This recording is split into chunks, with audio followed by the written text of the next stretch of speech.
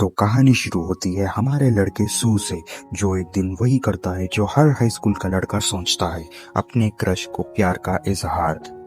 Class की सबसे खूबसूरत लड़की के सामने जाके वो बोलता है कि उसे पहले दिन से वो पसंद है।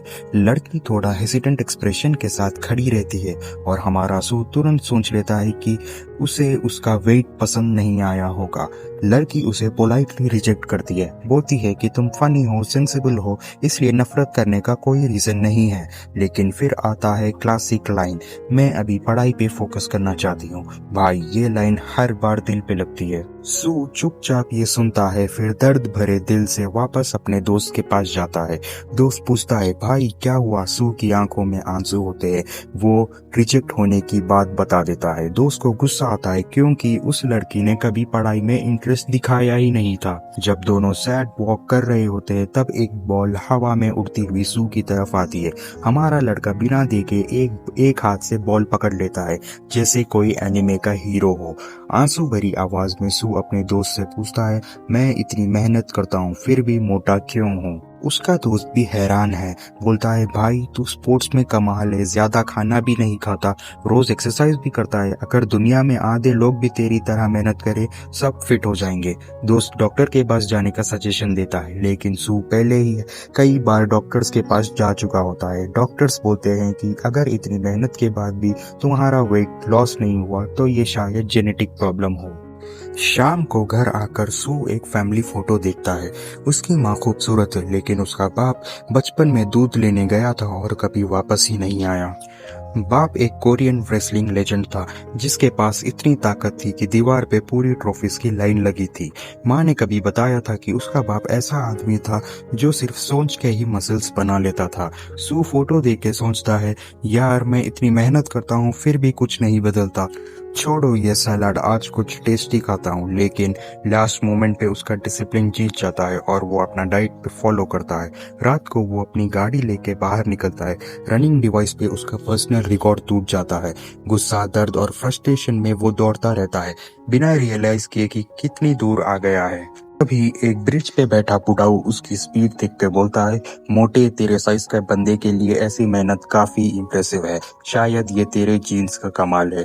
और फिर बिना वार्निंग के वो बुढ़ाऊ ब्रिज से 15 फुट नीचे जंप मार देता है, जैसे कोई एक्शन मूवी का हीरो हो। सू की फट जाती है। फिर वो आदमी खुद को इंट्रोड्यूस करता है, मैं हूँ ग्रैंडपा बोगीमैन, कोरियन के सारे डीमंस पे नजर रखता हूँ। सू सोचता है ये बुढ़ाऊ पागल हो गया है, पर बुढ़ाऊ को प्रूफ दिखाना था, तो उसने अपनी पावर से सू को एक दूसरी डायमेंशन में ले जाता है। सू की समझ के बाहर होता है ये सब कुछ। आंखें फाड़ के देखता है, उसके आसपास हर जगह मॉन्स्टर्स ही मॉन्स्टर्स।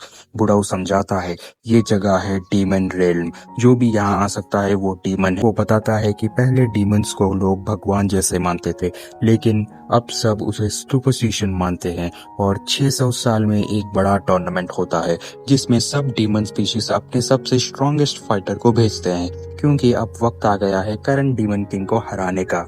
सू बीच में ही ग्रैंडपा की बात काट देता है और बोलता है कि ये सबसे मेरा क्या लेना देना। बुढ़ाऊ बोलता है, हर डीमन फैमिली को टूर्नामेंट के लिए एक कैंडिडेट भेजना होता है, और तुझे चुन लिया गया है क्योंकि तू दुनिया का एक आखिरी इंसान है जिसके वेन्स में गॉब्लिन का खून दौड़ता है। सू शॉक में कहने लगता है, नहीं नहीं, आप गलत बंदे को पकड़ लिए हो। लेकिन उसकी बात पूरी होने से पहले ही एक डरावना डीमन उसके पास आ जाता है। मॉन्स्टर बोलता है, इस इंसान को तो खा जाऊंगा, 600 साल हो गए हैं इंसान का मांस खाए हुए। उसकी बदसूरत शक्ल देख के सू का तो होश उड़ जाता है, और फिर मॉन्स्टर उसे फुटबॉल समझ के किक मार देता है। हमारा बंदा हवा में उड़ता हुआ दूर तक जा गिरता है और जोर से जमीन पे क्रैश करता है। बुढ़ाऊ बोलता है, अगर कंपटीशन में एंट्री चाहिए तो प्रूव कर, लास्ट गॉब्लिनो अगर इस फाइट में बचा नहीं तो क्वालिफाई नहीं करेगा। तभी कुछ क्रेजी होता है, सू उस मॉन्स्टर के अटैक को ब्लॉक कर देता है। सू के अंदर से पावरफुल ऑरा निकलने लगती है। वो सिर्फ मॉन्स्टर के अटैक को ब्लॉक नहीं करता, बल्कि वापस लड़ना शुरू कर देता है। और फिर सबको शॉक देने वाला मोमेंट आता है। हमारा मोटा एमसी अचानक एक ग्रीक गॉड लेवल की बॉडी में ट्रांसफॉर्म हो जाता है। भाई गोलू मोलू के साइज से सीधा ग्रीक गॉड मोड में चला जाता है। सू अपनी अवेकन गॉब्लिन पावर्स के साथ मॉन्स्टर को फ्लिप करता है और उसे जमीन पे ऐसे पटक देता है जैसे उसका वेट कुछ भी नहीं। धूल बैठती है और सू वहां खड़ा है आसमान की तरफ देखते हुए, प्योर बैडा स्टाइल में। फाइट के कुछ टाइम बाद बुढ़ाओ के साथ एक वाइट हेयर वाली बैडी आती है हमारे सू के पास।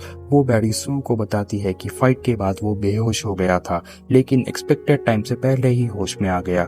हमारा बेचारा सू अभी भी शॉक में है, उस मॉन्स्टर की लाश को घूरते हुए सोच रहा है ये सब कैसे हो सकता है। उसके दिमाग में हजार सवाल घूम रहे हैं, जैसे मैं घर कैसे जाऊंगा और मेरे मोटे बॉडी को क्या हुआ, ये मसल्स कहाँ से आ गए।